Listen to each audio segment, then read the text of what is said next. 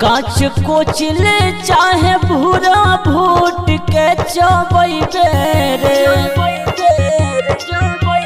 हाँ हाँ काच कोचिले चाहे भूरा भूट के चबैबे रे। गरम अनाज हक सारी ते पचा नहीं पैबे रे। गरम अनाज हक सारी ते पचा नहीं पैबे रे। हो जाई लीवर खराब तो पचा नहीं पैबे रे। गरम अनाज हक सारी ते पचा नहीं पैबे रे।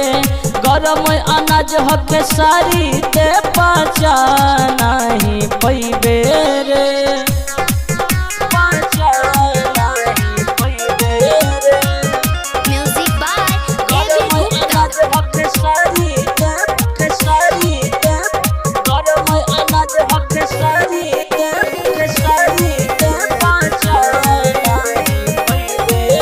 जनी हल्का में ले बुझी छोटा नूरे।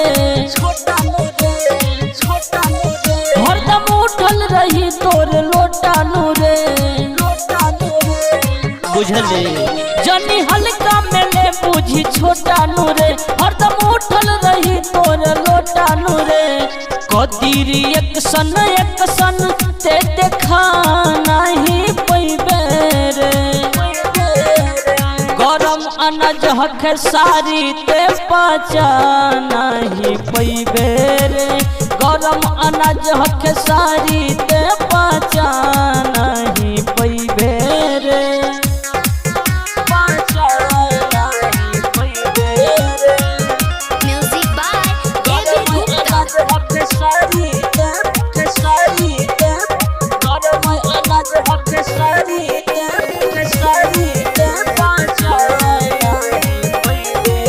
पहले माचा ही फिर साजा होई।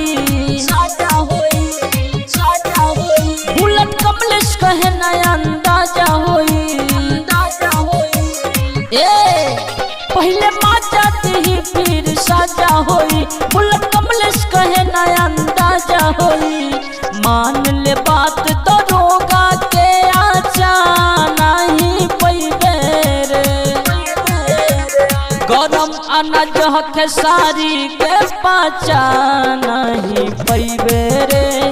गरम अनाज हक सारी के पचा नहीं